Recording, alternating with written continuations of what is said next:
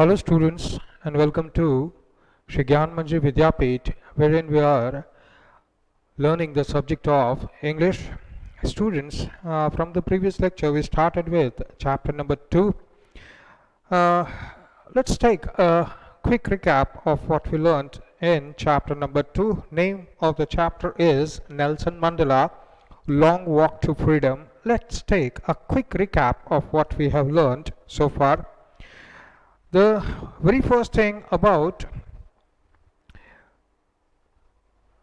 this chapter is this is an autobiography written by Nelson Mandela himself. Nelson Mandela, we came to learn in the previous lecture that he was the first black president of the country of South Africa, which is located at the tip of the southern tip of the African continent. Now, name of the author, complete name is Nelson Rolihlahla Mandela. He was born on 18th of July 1918 and he died on 5th of December 2013, quite recent, just 7-8 years ago. He was a South African anti-apartheid revolutionary. We very properly learnt about the term apartheid because to understand that word we need the history of South Africa. We learnt the complete history of South Africa, how the people started to be ruled by the white people who were on their way to find a sea route to India and the Asian countries from where they used to get their raw material, where they used to get the necessary things that they were not able to grow or make in England, Europe, etc. For that trade and prospect, they needed those things, and that is why it became pertinent that they find a sea route to India and the countries of other countries of Asia, including China. So the white people started gathering over there, and slowly, because they were quite advanced, they were quite learned, they were quite educated, well educated, they were quite far more advanced than the tribal people living over there, and slowly they empowered them. They set up their colony. Earlier there were differences because everybody, all the white people they were mixed up over there. They were Frenchmen, they were English, they were Spaniards, they were Dutch people, Portuguese people, lots of white people belonging to different countries were there. But later on they patched up their differences and became one huge colony of white people because they were more financially quite good and they were far more advanced in each and every term, so they were very easily able to empower the local population living over there. And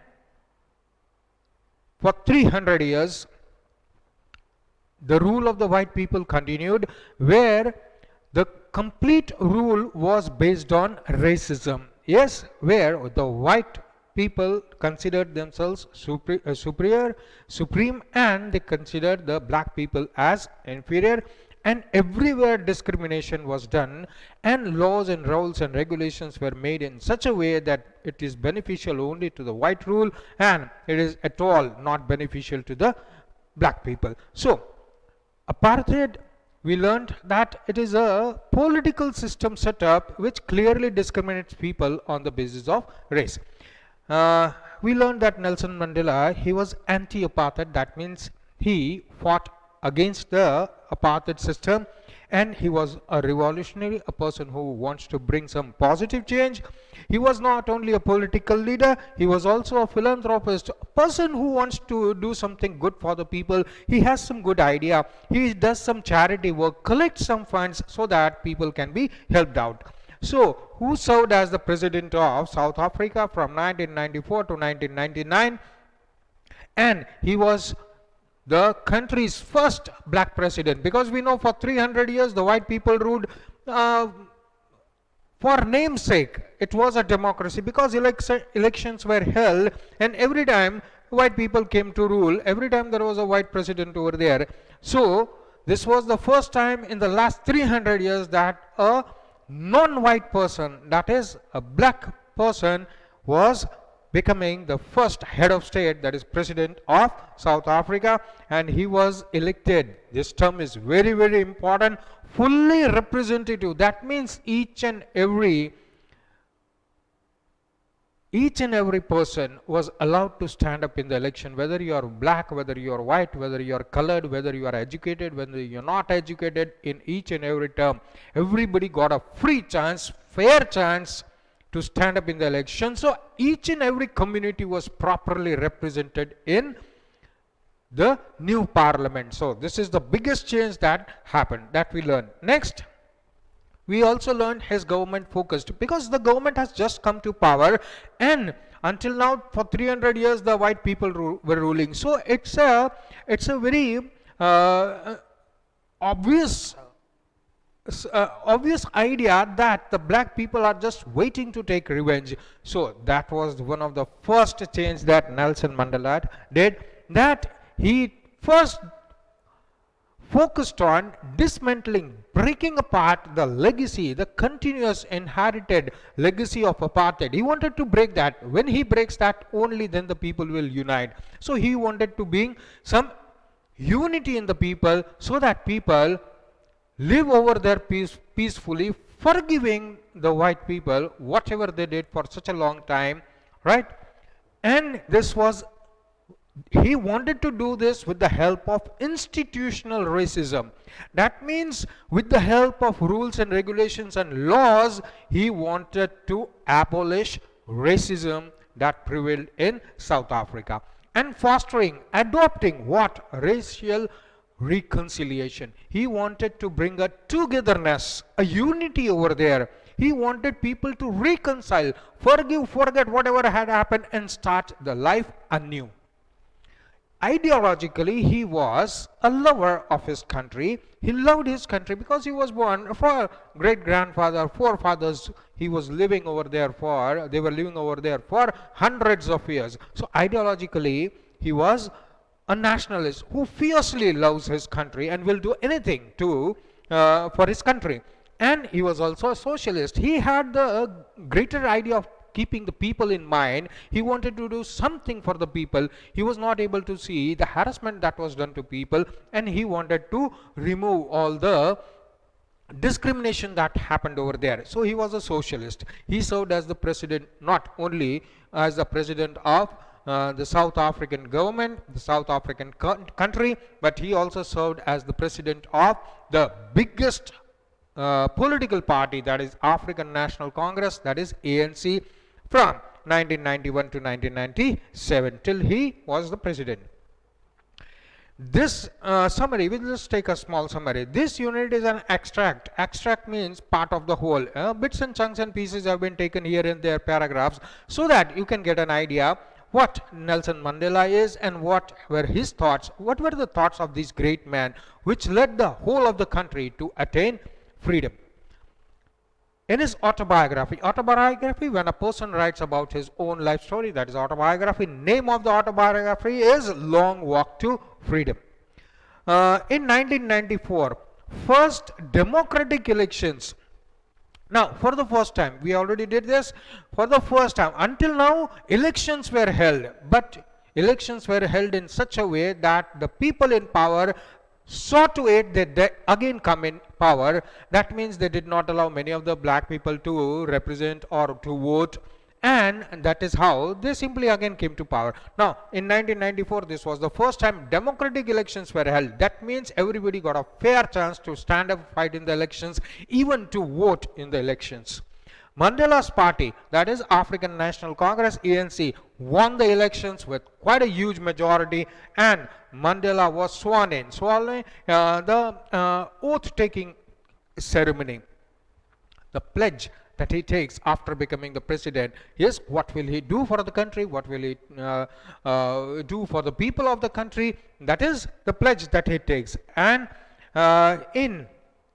as the first black president, on what was the date that he took the pledge or the oath taking ceremony? That happened on 10th of May 1994. Now Next is on the occasion of inauguration ceremony. Inauguration, whenever something new is being opened up, we usually, for example, some shop or an event for the first time, we say that is inaugural, that is inauguration ceremony. Nelson Mandela, now when he takes the oath, after he takes the oath, he has to address the nation, and at the same time, the people of the world, they were also focusing for this very important event in the history of this country, because after 300 long years they got freedom from the white rule, and they got freedom from a more harsh political system, that is the apartheid system. And who brought this, who made it possible? That is Nelson Mandela. He is being sworn in as the president of South Africa, and he is giving the speech for the first time to his people, standing over there as the president of the people, president of the country. So television, radio, millions of people are watching, listening, and there is a huge crowd gathered over there to make the ceremony memorable. So he expresses his views on freedom. What is the meaning of freedom, and what is the importance of freedom that they have got, right? So these two things he says in his opening speech. Now he recalls the history. He should not forget the people who became martyrs, who were harassed but they did not break up. So he has to remember all the people over there who died for the freedom of South Africa. So this is one of the first thing that he says. He recalls the history of South Africa's struggle and the past days of his own struggle. Now we did up till here. Now let us continue with today's lecture.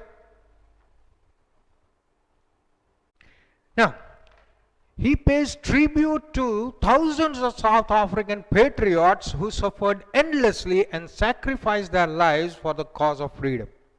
We'll do sentence by sentence, we'll do word by word, so that you are very clear with the vocabulary. Now, he pays tribute. Tribute means homage, respect, right? Because lots and lots of South African citizens, they gave up their lives for the freedom of that. So that is the tribute. When he gives a speech, when he remembers them, he makes the people remember them. He is actually paying a tribute. He is showing his respect and the respect that the people should have with these people, on these people, because they were the people who sacrificed themselves, who gave up their lives so that South Africa can become free.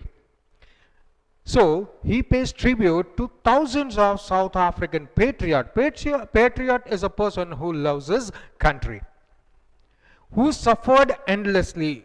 Yes, in the previous lecture we have already discussed about it, how the South African people suffered endlessly during the white rule, right? They were harassed in many ways. They were kept poor, no chance, employment was not given to them.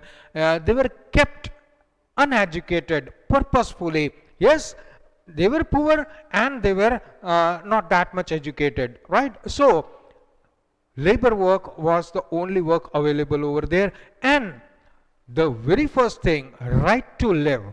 Anybody can be arrested because of the laws that made the white people quite powerful. Anybody can be arrested at any time. Anybody can disappear. The authorities can make him disappear. Once he goes to jail, you don't know when he's going to come back. He will be ever released over there. He died over there. Nobody knows. So endless torturing was there. Everywhere insults were there, right? You are not allowed to stand with a white people. You are not allowed to sit with a white person. Yes, you are not in the bus, train, wherever you go, discrimination happens. Yes, the black people had to travel like animals and in a separate bogie or a compartment, whereas all the facilities were given to the white people.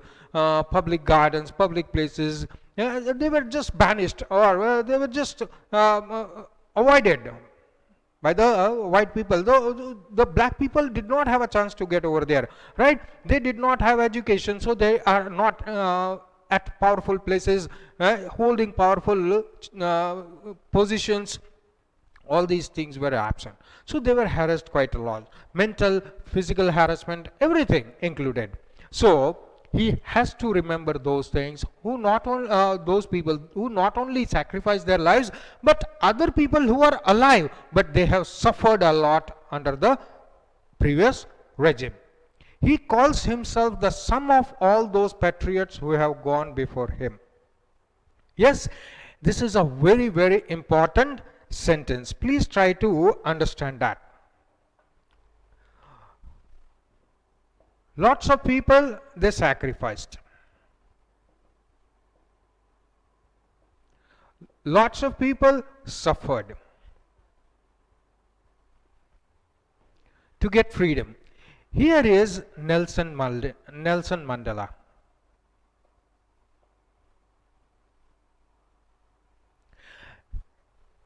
This is the person where everything stops, because he is the first black president of the country, and he will see that no more any atrocity is done on the black people. It is his duty to see that no more the black people suffer, no more any black person gives up his life, yes, sacrifices his life. So everything ends over here. This is the middle point. Such things will not continue in future. It is the responsibility of Nelson Mandela. So he says he is the sum of all those people, because he himself was in prison for 30 long years. He knew how people suffered, because lots of black people were there, lots of political leaders were there with him. Yes, on and off they used to come in the jail and be jailed, sentenced, prisoned, and then released. Again they were arrested for some other reason. Again they came back. So he knew how people suffered. So he says he is the sum of all these people, and after him nobody else will suffer. It becomes his duty. So that sentence is very, very important. Yes, Nelson Mandela has really valued each and every word that he says. He has thoughtfully put the words in such a fine arrangement. He says he calls himself the sum. We just understood the sum of all those patriots who have gone before him. Now there will be no more patriot. You do not need to sacrifice yourself. You do not need to get tortured. You do not have to suffer. Everything where he stands, everything comes to a standstill. There will be no such development on the negative side. In spite of all those sacrifices, Mandela bears no ill will against the white. Again, another very, very important point which he has included not only in his speech, but he has given a very good and a very right path to the people of his country. In spite of all the sacrifices done by so many people, in spite of all the sacrifices done by him, in spite of all the torture that he has suffered, the people has suffered, in spite of all those sacrifices, Mandela bears no ill will. That means in his heart he is completely pure. He does not have any negative thoughts of taking revenge or asking the people to take revenge and drive the white people out of the country. No, he bears no ill will. Ill will, he does not have any sickening thoughts about the whites. That means he is very pure at heart, and he has already forgiven the people, white people, for whatever they did for all these years. Right now he is very pure at heart. He is at peace with his heart, and he does not want these things to continue forward. This can happen only if we forgive, forget, and start with a new beginning, taking all the people in the same stride. Right? So he does not bear any ill will against the white people. He says each man has two obligations. In his speech he says that each man, each and every man, that means whether you are white, whether you are black, whether you are colored, whether you are of whatever caste, creed, religion, whatever you are, each man has two obligations. Which are they? First towards his family and the second towards his country. He gives a very, very good thought in his speech. You have two obligations. Now, what is the meaning of obligation? Some moral deed that you are responsible for in the society. Let's take a small example to understand what obligation is.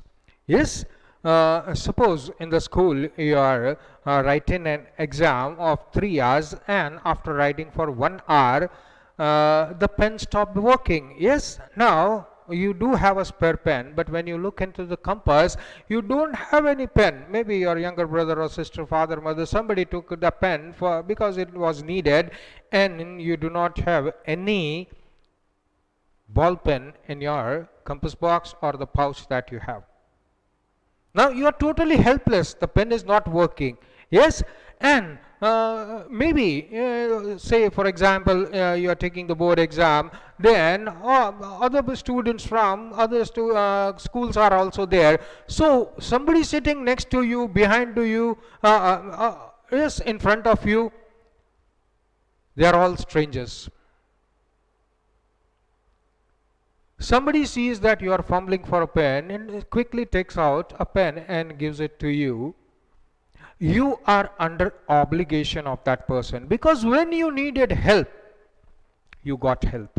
This is the meaning of obligation. You got to repay the obligation that you have on you. You got to repay. Yes, next day, don't forget to bring a pen, new pen for him or her, and return that pen, right? Maybe that person, that was the last paper and you never meet that person. That obligation is on you.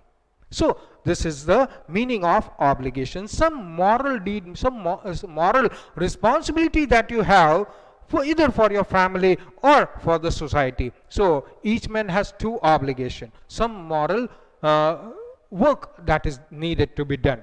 What is that? First towards his family, immediate family, father, mother, grandfather, grandmother, wife, children. That is the immediate family. Then you have extended family. There's father's brother, his family, mother's brother, sister. So that is the extended family. So first you have obligation as a family member. If you are a son, yes, when you are growing up, your father, mother takes care of you. What happens when you grow up completely? When you are 20, 25 years of age, then it is your responsibility to look after your father, mother, your younger siblings. So that is the duty. It's your turn to earn and take care of them. Yes, so first duty, moral obligation is towards the family. Second, towards his country. It is automatic because you are the citizen of the country. Whenever the country needs you, you should be available. So you have two moral obligations. He says, yes, I am putting a star mark. You also put a star mark over here. This is one of the most important sentence in the entire chapter. He says the oppressor is as much a prisoner as the oppressed. He says the oppressor. What is the meaning of oppressor? Here until now the white rule was there. They had the power. They had the authority. So they were giving undue pressure on the people they were ruling, that is the black people. So they were the oppressors. Yes, as much a prisoner as the oppressed. The person who receives undue pressure or who is mentally or physically tortured, that is the oppressed. So he is referring to white people as oppressor and the black people as people who are oppressed. Yes, subdued. Both of them are prisoner. Now how can you both of them become a prisoner? Because oppressor, that means the white people, they have complete freedom. They are in charge. They have the authority. They are in power. How can they become a prisoner? Oppressed is a prisoner. No, both of them, according to Nelson Mandela, they are both prisoners. Because for 300 years the rule continued. How can you continue the rule for 300 years if you are not constantly aware that you have to oppress the black people.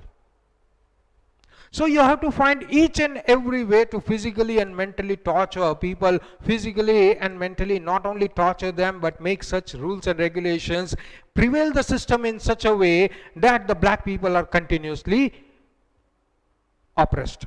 They continuously suffer. You have to come up with new things, new rules every time. So he remains a prisoner because he wants to remain as an oppressor. He is caged. Same thing for oppressed. They, black people, for 300 years, they quietly kept on accepting the torture. They are also prisoner. Prisoner here does not mean in a cage or in a jail. It means mentally. Mentally, they have to be continuous. The white people have to be mentally ready each and every time to show their authority or power over the black people. Same way the black people, they did not revolutionize or they did not fight back. They did not break up, but at the same time, whenever they gave a fight, they were oppressed, they were suffering. So they were also prisoners. So both have to act as a prisoner, one as a power, one as the sufferer. So he says the oppressor is as much. Yes, it is not the freedom of the black people. It is the freedom for the white people also. Now they do not have to think or find out new ways to make the black people suffer. They have come out of that bondage. They have come out of that prison. Now they do not have to think about that. So he says oppressor is as much a prisoner as the oppressed. The oppressor remains chained to hatred. How does the oppressor become a prisoner? Because he has to keep on hating the black people, and he has to find out new ways to physically and mentally torture them with the help of new rules and regulations and laws. So his mind is completely attached every time for firing new hatred, gets on collecting hatred. The oppressor remains chained to hatred, while the oppressed one gains height in character in proportion to the depth of torture he is subjected to. This is a little bit different sentence.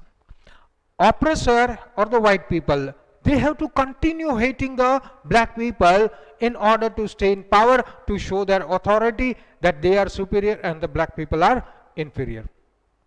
Now, the person who is oppressing, he is a prisoner. But opposite thing happens with the person who is oppressed. The more he is physically and mentally harassed, the more strength he gains in fighting back. That is what Nelson Mandela did. He gains height in character. He becomes more refined. He becomes more pure because he knows that this is going to continue. He will have to suffer. So the way he bears that suffering makes him a more beautiful character, right? In proportion to the depth of torture. That means the more you torture him, more he will become stronger. He thought, today I will die, but he did not die today in spite of all the torture. He lived. Once he knew that I can bear the torture and I will live, he waits for the second day to get more torture. He knows he is going to live. So a height of character, more you suffer, more your character becomes more and more stronger. Yes? So oppressed one gets height in character in proportion. That means the more you torture him, greater will be his character. For 30 years, the white people kept Nelson Mandela, many of the political leaders, many of the black people in jail.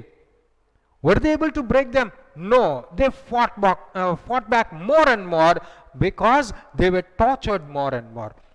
So more the proportion, that means inverse proportion kam kar raha idhar, the depth of torture he is subjected to. Mandela says that courage is not the absence of fear. What do we understand by courage? It's a very beautiful word. Courage is a very beautiful word. Yes, absence of fear. Courage does not mean absence of fear. How to understand this sentence? It is not the absence of fear. Courage does not mean that there is complete absence of fear in you. Yes, you are going through a jungle, all of a sudden a lion comes in front of you. Common sense tells what is the best thing that you can do in that situation. Right? Stand there and face the lion. You got to have enough weapon to fight against the lion. If you don't have, common sense tells you to run away. That does not mean you do not have courage. You are very courageous. You are quite brave. But right now is not the correct time to show the courage. Right now, escaping, saving your life is more important. So, does that, if you run away, does that mean that you are very that you are afraid, or you have such a lot of fear that you run away from a dangerous situation? No, to come out of that dangerous situation, that is courage. Right? So, courage is not absence of fear. We'll take in context to the black people. Yes, they kept on being tortured. They kept on suffering. Does that mean they do not have courage, or there is a total absence of fear? Yes, in them. They have the courage to fight back. That is the courage. It does not mean that it is absence of fear. What does it mean? It is the triumph over fear. You do whatever to us. You kill many of us. We'll still stand there. We will fight back the system. One day we will win. That triumph over fear, triumph, victory over fear. So courage is not absence of fear. Courage means victory over fear. One man can be free if he respects another man's freedom with same degree as he desires for himself. Many, many beautiful sentences have been written by Nelson Mandela. A person can be free if he respects the freedom of others. When can he be free? When he doesn't have any thoughts how to harass that person. He is free. He can use some constructive ways of developing. But he is always engaged in thinking how to harass other people. He is not free. He is bonded over there. He is a prisoner over there. He has to continuously think how to harass somebody else. If he doesn't have to think that, he is completely free. So, when you are free, when you respect somebody else's freedom also. Now, how does that happen? With the same degree as he desires for himself. You want freedom. You don't want anybody torturing you. That you desire, but you don't want to let anybody free. You want to torture something. So if you desire that you should remain free, you should have all the freedom, then another person also desires that. You have to respect the rights of others, you have to respect the desires and wish of other. If you respect that, you are also free, he is also free. Right? So, some of the beautiful words by Nelson Mandela.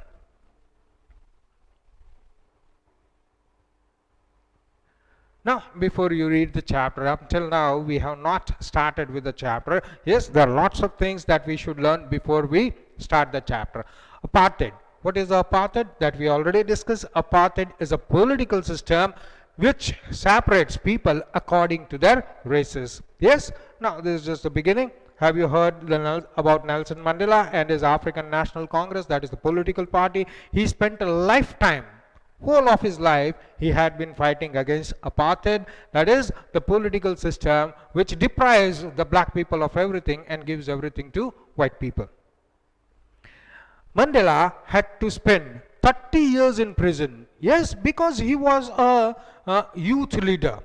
Starting from there. Yes, he was a youth leader. People followed him. So it is important for the system put him in jail so that the youth becomes totally directionless, because he was the person who gives the direction, path to the people how to fight. Yes, same thing in our context. Yes, whenever there was trouble, the Britishers, they put Gandhiji in jail. Why?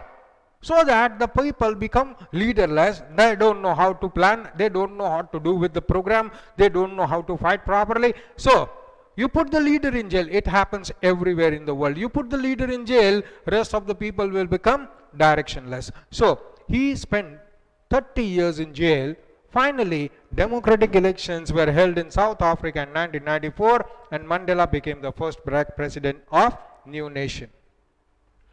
Now, Nelson Mandela becomes South Africa's first president. Nelson Mandela has become Africa's first black president after more than 3 centuries, that is 300 years of white rule. Mr. Mandela's African National Congress, because he was the president of one of the largest political party of South Africa, ANC party, won 252 out of 400 seats, because we know by the time white people were also having quite a huge population, but compared to the black, they are still less. But then also there were 400 seats in the parliament. Yes, we know civics tells us you must get more than 50% to become a large party ruling the country. So 400 seats, that means you should get 201 seat in the elections to win. Instead of 201, ANC got 252. Quite a huge majority in the first democratic elections South Africa's history, that we already know. The inauguration ceremony. Now we almost start with the chapter. The inauguration ceremony. We already learned what is the inauguration, right? That means some event which opens up something. So that is inauguration ceremony. Took place in the Union Building. Union Building, that is the name of buildings. Yes, lots of buildings together. Amphitheater. Now, Union buildings, lots of buildings in a circular form. So the circle that forms within an amphitheater was made. Now, amphitheater means a oval or a circular or round type of stadium which has seats on all the sides so that you can watch what is happening in the center. Yes, and it's quite open, right? Nowadays we have in the stadium, we have domes, right? Amphitheaters, they were quite open. They just have seats on the sides so that public can sit and watch. So that is amphitheater. Is in Pretoria today. Pretoria, the capital of South Africa. Attended by politicians and dignitaries from more than 140 countries around the world. This was the first time that a proper democratic elections were held, free and fair elections were held, and after the 300 years of white rule, there was a chance where the first black president was going to be sworn in as the president of the South African country. So invitations had been sent to all major countries, small or big, all around the world, to come to South Africa and be present during the swearing in ceremony of the president of South Africa, so that whole of the world can witness that after 300 years of barbaric rule, very harsh rule, now democracy has been established in South Africa. So attended by politicians, that means world leaders. Yes, suppose invitation comes to our prime minister also. Prime minister, because he is on some tour, or maybe he is quite occupied, he will send some representative. So maybe the head of the state will come, president may come, prime minister may come, whatever the head of the state is, right? He or his representative. So that is politician. And dignitaries. Dignitaries, highly respected people in the society, in the world, they were also invited over there.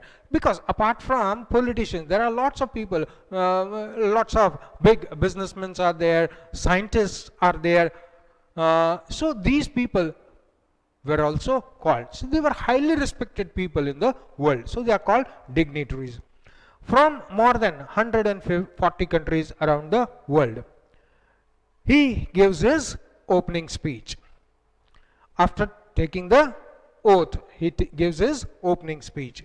Never, never again will this beautiful land experience the oppression of one by another. This is his starting statement. From today onwards, never, never again. This is a very beautiful land. South Africa, it's a very beautiful land. First of all, equatorial type of climate because it's quite near to the equator, right? And it has a very beautiful climate and beautiful people live in it.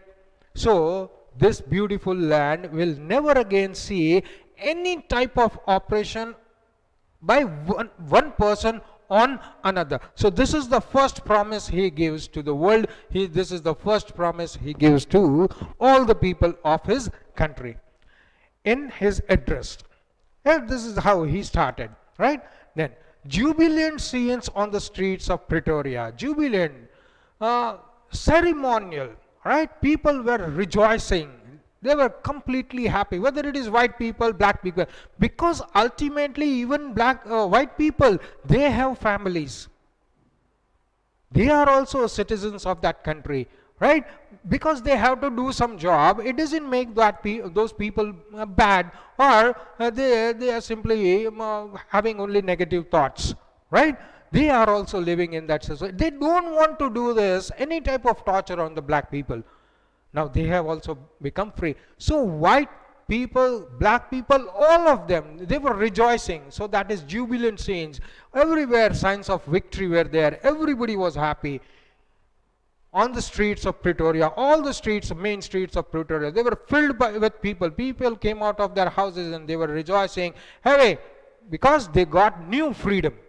Followed by the ceremony with blacks, white and coloreds celebrating together. Now there were no differences. Yes, everybody was equal in the new regime. There were no white people, there were no black people, there were no colored people. All of them were considered human beings, right? Now we already understood black, white and coloreds. Yes. More than 100,000 South African men, women and children of all races sang and danced with joy. Even in that amphitheater, huge crowd had gathered and they were dancing and they were singing because this is a newfound freedom that they have got, right? They are free from any bondage, they are free from any torture, right? Now a new regime, promising rule is going to start, where they will not be considered inferior, where nobody will be considered superior, and everybody will live together. So they were dancing with joy. Next, now we start with the chapter. 10th May, because that was the day where officially president is sworn in, he becomes the president of that country. So this is from that day the new rule starts. 10th May dawned bright. When does dawn happen? In the morning, early morning. So when the first light came, that first light was the newfound freedom that the country had got. So dawn, bright and clear. It was a very bright and clear day. For the past few days, I had been pleasantly besieged by dignitaries and world leaders who were coming to pay their respects before the inauguration. Yes, I was besieged, captured by, no, not literally captured, but I was continuously engaged because from all over the world, people were on the telephone, people were personally coming over there and congratulating Nelson Mandela because he remained in the prison for 30 years. Then also he kept on fighting for the people, for the country, and now he has come out of the prison and he is going to become the first black president. So people are congratulating him for all the suffering he has gone through, all the torture he has gone through, but he did not break up. He led his country to freedom. So before 10th, for quite a lot of number of days now, because elections were going to be held, election results were there, and it was obvious that the president is going to be Nelson Mandela, right? Because he was considered as the leader, national leader, yes, on whom everybody put their trust.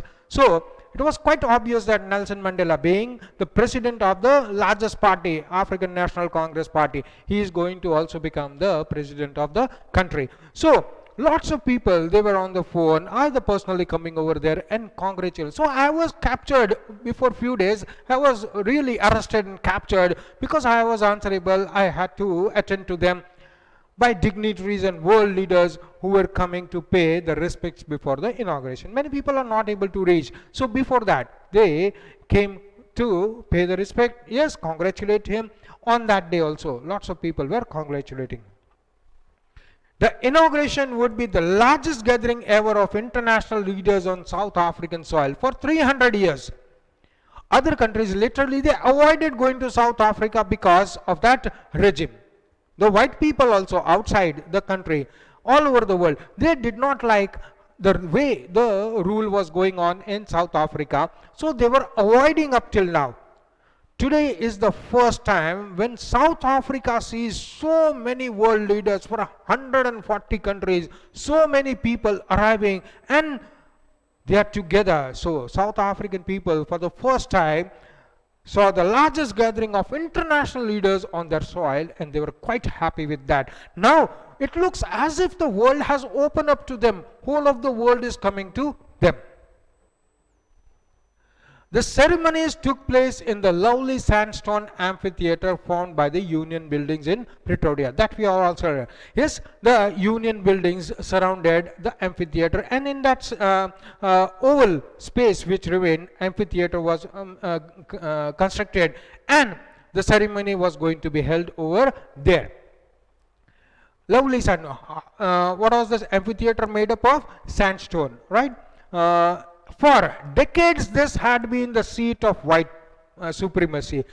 Pretoria, that is the capital. That was the capital of South Africa, and capital means it is the hot seat of power. Until 300 years, this was the hot seat of power for white supremacy. And now it was the site of rainbow gathering, a very, very beautiful word used over here. Because white people ruled, this was the hot seat of power for the white people. So Pretoria, the Union Buildings, everywhere you will see hundreds of white people over there because they are in power, offices, etc. All of that capital was situated on the hub, the seat of power was over there. What do you see today in the amphitheater? There is a rainbow gathering. People of different color of skin were present over there. The white were there, the blacks were there, colored people were also there, right? And wearing beautiful, colorful dresses. We know the beautifully colored, flowery type of dressings that the South African people wear, right? So a rainbow gathering, yes, there is no difference between any, but you can find people of all skin color over there. So he is using the word rainbow gathering of different colors. And that also means, because when some other nation's head come to visit us, his flag should be there wherever he is visiting, right? For example, Indian flag is there, but if the US president comes or the prime minister from UK comes, his flag, the flag of that country should be there. So it's a rainbow gathering. 140 world leaders are there. All their flags are there. So that is also rainbow gathering of different colors. Colors means the flags. And nations, for the installation of South Africa's first democratic, non-racial government. Why had the world gathered over there? Why was there a rainbow gathering? So many leaders from all over the country. Yes, so many citizens of that country all had gathered over there to install, because the democracy, rule of the people were totally forgotten for 300 years. Now a new type of system, political system is going to be installed, that is democracy. How is that democracy? How is that country? The new system, it is completely democratic. Yes, where everybody is equal.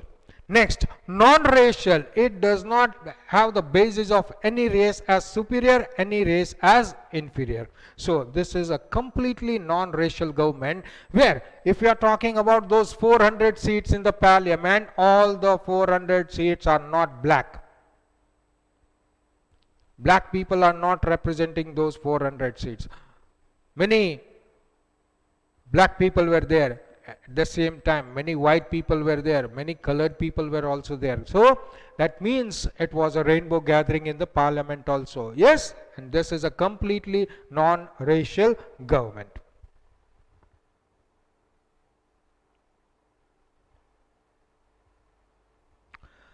With this, we complete our today's lecture.